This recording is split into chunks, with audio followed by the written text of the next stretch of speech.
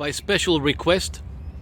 A viewer recently asked me to make a video on my starfruit. Starfruit in the ground, that is.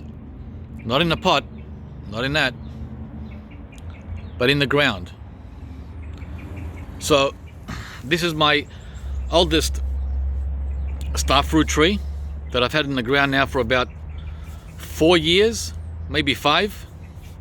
And the tree itself is around 10 years old, maybe 11.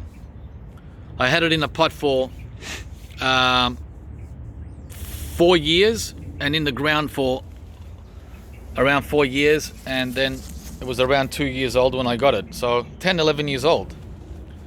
So here's a in-ground starfruit tree in Melbourne in a temperate climate, growing really, really well.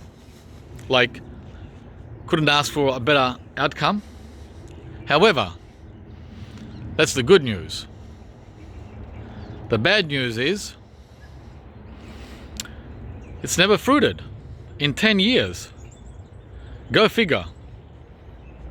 10 years without any fruit. It has flowered. It has flowered on 3 occasions, 3 years, 3 out of the 10, but no fruit. Right? I put it on a wide angle now, so you can get a good idea as I'm really close to it. Okay.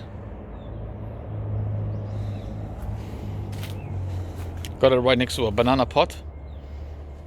Very healthy, very happy. But no fruit yet, guys. No fruit on my starfruit. This is the Thai Night variety. Thai Night. Picked it up so long ago I can't even remember where. I think it was Garden Well down in Braeside, if I remember correctly. Doesn't matter where I got it. What matters is we want fruit, guys, not just an ornamental. Although it has to be in the top 5 of the most prettiest trees I have in the garden. Maybe top 3. Very, very handsome. But I like to refer to her as a she. Her Spanish name is Carambola. And as you know, most of the tropical fruits that we tropical lovers enjoy are from South America. South America, hence Spanish and Portuguese names. And in English, of course, we gave them, well, whatever made sense. The shape of the fruit being like a star. So even now, close to winter, it's still getting new leaves, but soon, in about a month, that'll quit and the tree will start turning yellow. The leaves will start turning yellow in about a month for the countdown towards true winter, which is July.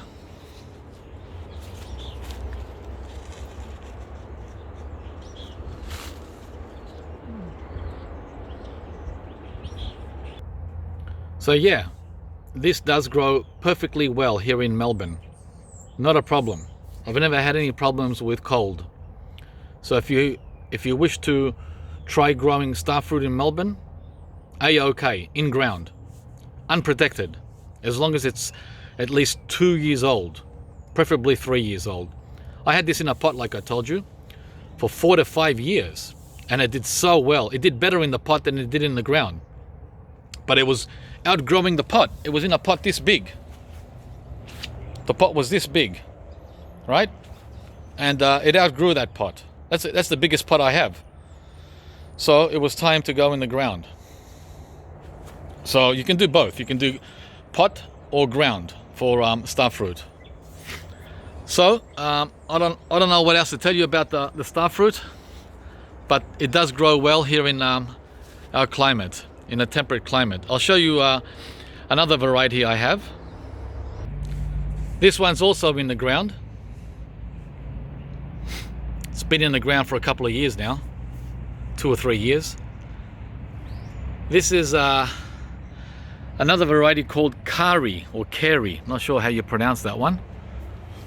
It's around 5 years old, so it's half the age of the Thai Night. No problem. And as you can see, this one is starting to turn yellow already from the cold. Last night we had, or this morning we had 3 Celsius, guys. 3 Celsius. Look, see that? Cold. So in a month from now, all these leaves will be like this in mid-June. So the green color doesn't last long. The thing is, these guys start getting new leaves at the beginning of summer, December.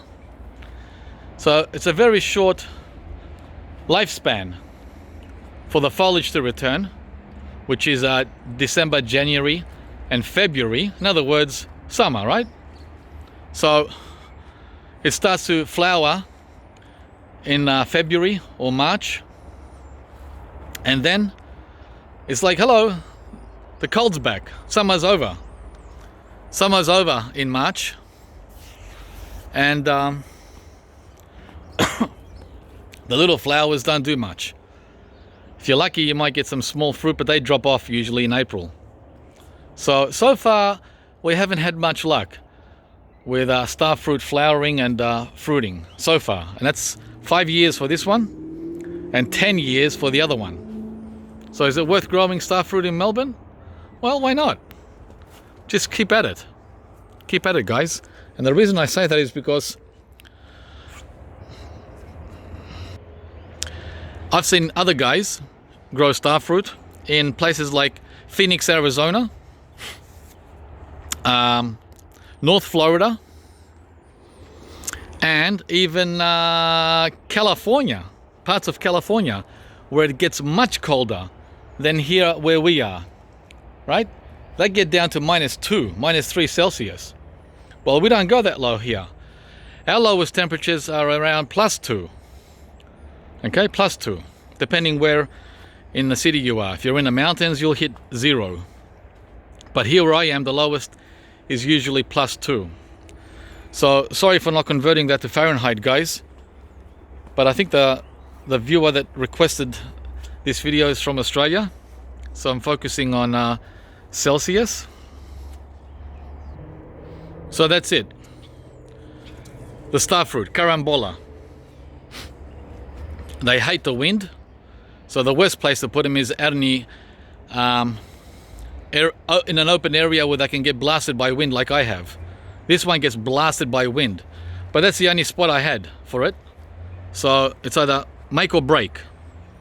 Make or break here in the open. So they don't like the wind. That's their number one dislike.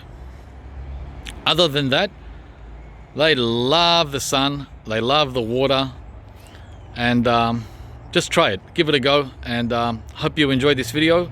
Please put a like and comment if you have any comments regarding the starfruit carambola, and don't forget to subscribe, guys, if you haven't. See you from the next video.